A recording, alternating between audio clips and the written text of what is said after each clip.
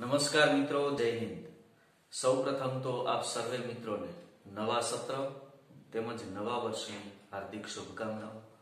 મિત્રો, ગયું સત્ર એ ખૂબ મહામારી સાથે, કોરોનાની મહામારી સાથે આપણે પસાર કર્યું। ઓનલાઈન શિક્ષણ જ લેવું પડ્યું છે। બીજા સત્રમાં પણ હજુ એ જ પરિસ્થિતિ હોય એટલે આપણી પાસે હાલમાં ઓનલાઈન શિક્ષણ સિવાય અન્ય કોઈ વિકલ્પ વધતો નથી। તો ગણિત જેવા અઘરા વિષયને આપણે બોર્ડ વર્ક સાથે ઓનલાઈનના માધ્યમથી જો ભણશું અને સાથે સાથે તમે રેગ્યુલર કામ કરતા રહેશો, હોમવર્ક તેમજ પ્રેક્ટિસ કરતા રહેશો તો આપણને એમના ખૂબ સારા પરિણામો મળશે।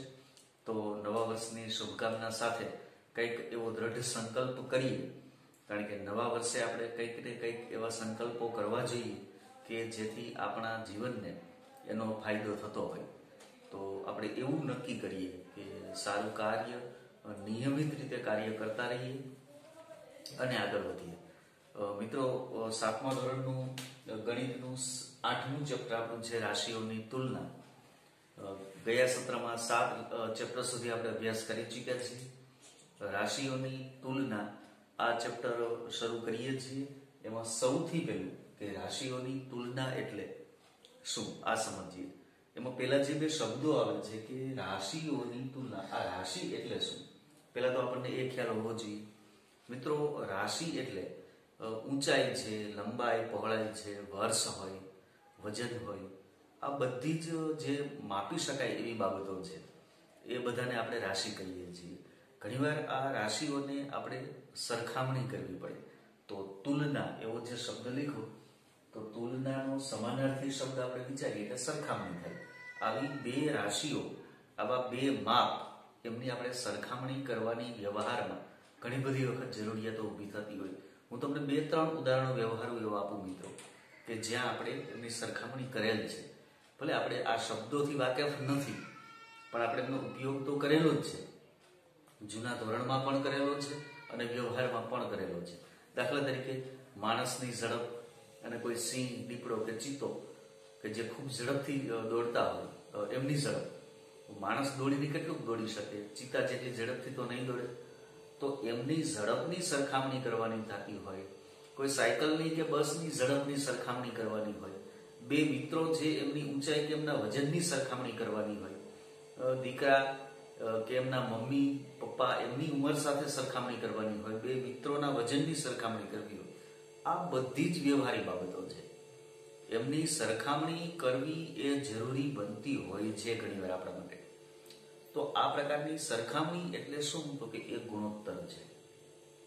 તો સૌથી પહેલા તો બે રાશિઓ જેવી કે વજન હોય, ઊંચાઈ હોય, ગુણ છે, આપણે પરીક્ષામાં આપણા જે ગુણ આવતા હોય તો આપણે ઘણીવાર ચર્ચા કરીએ છીએ કે કોઈને 10 માર્ક આવ્યા, કોઈને 20 માર્ક આવ્યા।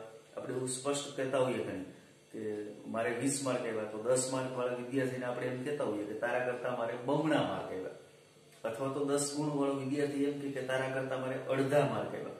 આ જે બમણું, અડધું, આ જે દર્શાવે છે મિત્રો ગુણોત્તર છે। વજન હોય, ગુણ હોય, વગેરેની તુલના અથવા સરખામણી કરવા માટે એ ગુણોત્તર ખૂબ જ મહત્વનો છે, એ ઉપયોગમાં આવશે આપણને।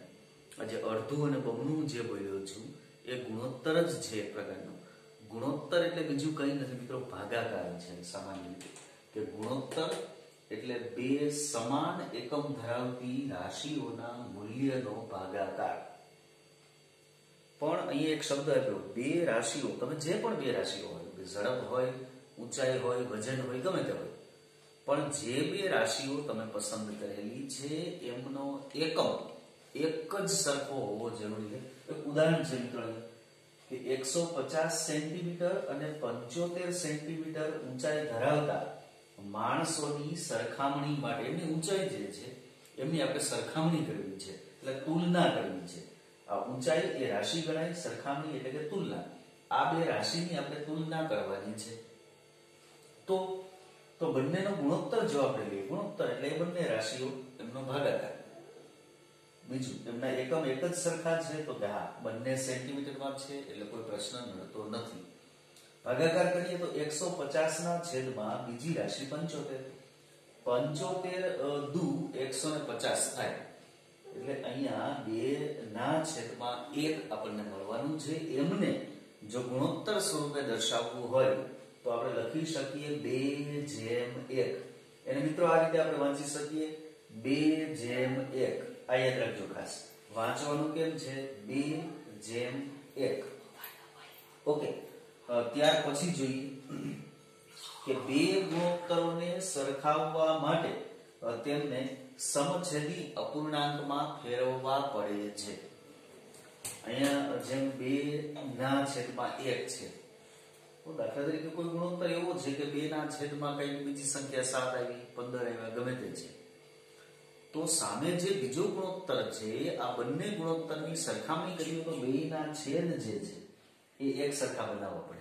એટલે બની શકે કોઈ એકાદ ગુણોત્તરને એકાદ સંખ્યા વડે ગુણવા પડે, અથવા તો છેદ સરખા બનાવવા માટે બંને ગુણોત્તરના છેદને કોઈ સંખ્યા વડે ગુણવાના થાય.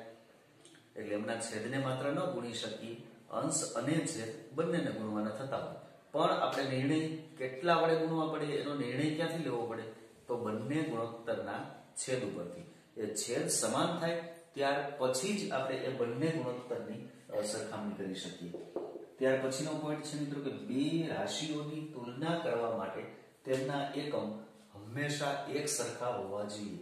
અહીંયા ઉદાહરણમાં તમે જોઈ શકો, બે મિત્રોની ઉંમર 150 સેન્ટીમીટર અને 75 સેન્ટીમીટર. આ બંને એકમ એક સરખા છે. કદાચ માનો કે આ સેન્ટીમીટર આપ્યું એના અને આ 75 સેન્ટીમીટર આપ્યું એના બદલે મીટર આપ્યું હોત તો આપણે એ મીટરને સેન્ટીમીટરમાં પહેલા ફેરવવા પડે, ત્યાર પછી જ એમનો ગુણોત્તર લઈ શકીએ. હવે સેન્ટીમીટર અને મીટર વચ્ચેનો સંબંધ આપણે જાણતા હોઈએ કે 100 સેન્ટીમીટરે 1 મીટર થાય. આ સંબંધનો ઉપયોગ કરી અને આપણે પહેલા સેન્ટીમીટરમાં ફેરવવા પડે. આ જ પ્રકારે કોઈ વજનની વાત કરતા હોઈએ, 1 ગ્રામમાં આપેલું હોય, 1 કિલોગ્રામમાં આપેલું હોય, તો બંને રાશિઓના એકમ એક સરખા પહેલા બનાવવા પડશે. આપણે કાં તો બંનેને ગ્રામમાં ફેરવવા પડશે અથવા તો બંનેને કિલોગ્રામમાં ફેરવવા પડશે. એ વખતે આપણને ગ્રામ અને કિલોગ્રામ એમની વચ્ચે કયા પ્રકારનો સંબંધ હોય તેનો ખ્યાલ હોવો જોઈએ. તો આ ગુણોત્તર માટેની પાયાની બાબત થઈ મિત્રો, જે દાખલામાં આપણને ખૂબ ઉપયોગમાં આવવાની છે. તો મિત્રો ગુણોત્તરના આ ગુણધર્મનો ઉપયોગ કરી અને આપણે દાખલાઓની જો શરૂઆત કરીએ તો સ્વાધ્યાય 8.1 એમનો દાખલા નંબર 1 કે નીચેના ગુણોત્તરો શોધો. ખાસ યાદ રાખજો મિત્રો, ગુણોત્તરની જે બાબતોનો ઉલ્લેખ કર્યો કે ગુણોત્તર દર્શાવવા માટે કઈ કઈ બાબતોનો આપણે ખ્યાલ હોવો જોઈએ અને કાળજી રાખવી પડે. તો પહેલું આપેલ છે આપણને એ ₹5 નો 50 પૈસા સાથેનો ગુણોત્તર આપણે શોધવાનો છે. અહીંયા વાંચીએ ત્યાં સીધી જ ખબર પડે કે આ 5 એ રૂપિયામાં આપેલા છે અને 50 એ પૈસામાં આપેલા છે. એટલે બંને રાશિઓ એમના એકમ જે અલગ અલગ છે. જો ગુણોત્તર શોધવો હોય તો બંનેના એકમ એક સરખા હોવા જોઈએ. એટલે કાં તો મારે રૂપિયાને પૈસામાં ફેરવવા પડશે અથવા તો પૈસાને રૂપિયામાં ફેરવવો પડશે. એટલે આપણી પાસે રૂપિયા અને પૈસા આની વચ્ચેનો સંબંધ શું હોય એ ખ્યાલ હોવો જોઈએ. તો આપણને ખબર છે મિત્રો કે 1 રૂપિયો એટલે 100 પૈસા થાય, અથવા તો 100 પૈસા એ 1 રૂપિયો થાય. ધારો કે મારે 5 રૂપિયા છે એમના પૈસા બનાવવા છે, તો એ સંબંધનો ઉપયોગ કરી અને આપણે મેળવી શકીએ. તો સૌથી પહેલું કામ કરીએ આપણે કે 1 રૂપિયો બરાબર 100 પૈસા.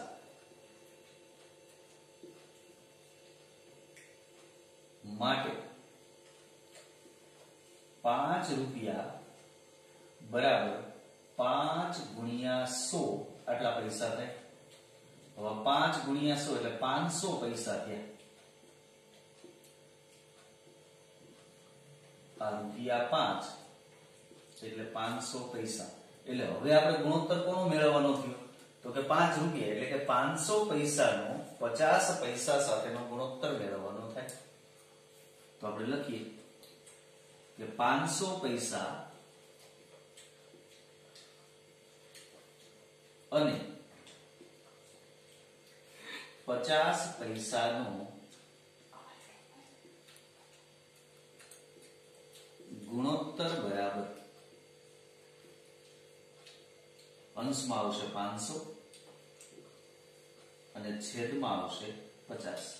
આ એક એક બિંદુ કેન્સલ. 5 ના ઘડિયામાં 50 આવે તો કે હા 5 10 50 એટલે અંશમાં વધ્યા 10 અને છેદમાં કાંઈ જ ન વધ્યું એટલે 1 કહેવાય. ગુણોત્તર સ્વરૂપે જો આપણે લખીએ તો 10/1. મિત્રો અહીંયા ખબર ન પડે કે છેદમાં 1 કેમ, તો આપણે આમે લખી શકીએ ને, આ 5 ગુણ્યા 1 એટલે 5, 5 એકા 5 અને 5 10 50. 5 5 ઉડી જાય એટલે અંશમાં 10 વળી જાય અને છેદમાં 1. એટલે આપણને જે ગુણોત્તર શોધવાનો કીધો તો એ ગુણોત્તર આપણને મળે 10/1. સરખામણી થઈ મિત્રો. આનો અર્થ એમ થાય કે આ બાજુએ જે ચલ રાશિ છે એનાથી 10 ગણી કિંમતની ચલ રાશિ અહીંયા છે, અથવા તો આ જમણી બાજુની જે રાશિ છે એની કિંમત ડાબી બાજુએ જે રાશિ છે એનાથી 10મા ભાગ જેટલી છે.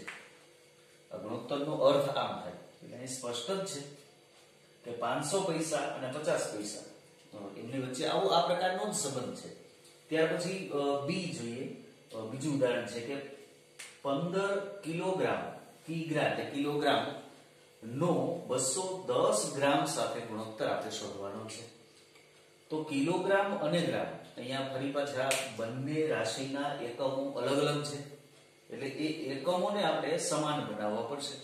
કાં તો કિલોગ્રામને ગ્રામમાં ફેરવવા પડશે અથવા તો ગ્રામને કિલોગ્રામમાં ફેરવવા પડશે. આપણને ખબર છે કે 1 કિલોગ્રામ એટલે 1000 ગ્રામ થાય. 1000 ગ્રામ 1 કિલોગ્રામ. તો આ કિલોગ્રામ છે એમને આપણે ગ્રામમાં ફેરવીએ. સૌપ્રથમ તો 1 કિલોગ્રામ બરાબર 1000 ગ્રામ.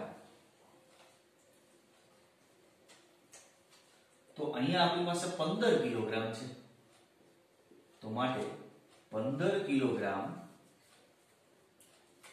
બરાબર 15 એને ગુણ્યા 1000. તો 15 ગુણ્યા 1000 એટલે 15000 ગ્રામ થયા. હવે આપણી પાસે બંને જે રાશિઓ છે એમના એકમો સમાન છે.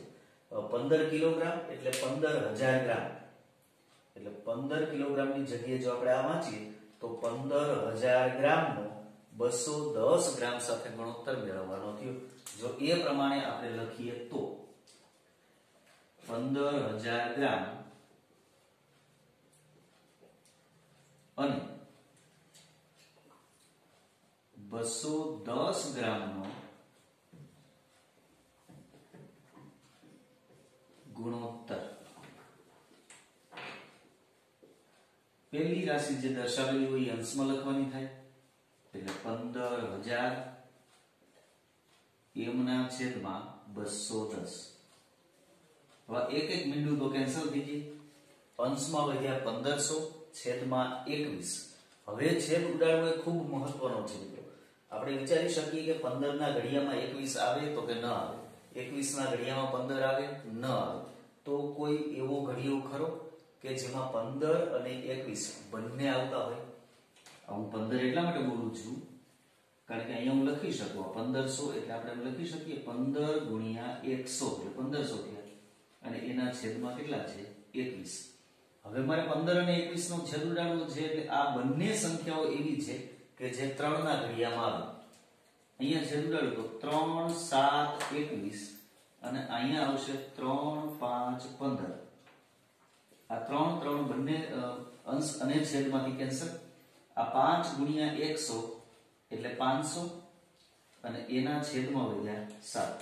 મિત્રો હવે આનો છેદ ઉડી શકે એમ નથી એટલે 500 ના છેદમાં 7 એમને જો આપણે ગુણોત્તર સ્વરૂપે લખીએ તો 500/7 આ આપણને ગુણોત્તર મળ્યો કહેવાય. મિત્રો ત્યાર પછી આ જ પ્રકારના ઉદાહરણ જો જોઈએ તો ઉદાહરણોમાં જ્યારે ચલ રાશિઓ જે આપેલી છે એમના એકમો સમાન ન હોય એ વખતે મારે એકમો સમાન બનાવવો પડશે. એ ખાસ ધ્યાનપૂર્વક કામ કરવું પડશે. તો મિત્રો આ પ્રકારના દાખલાઓ પણ તમે જાતે પ્રેક્ટિસ કરતા રહેશો. આ ભાગનું કામ અહીંયા સુધી રાખીએ છીએ. અસ્તુ. જય હિન્દ.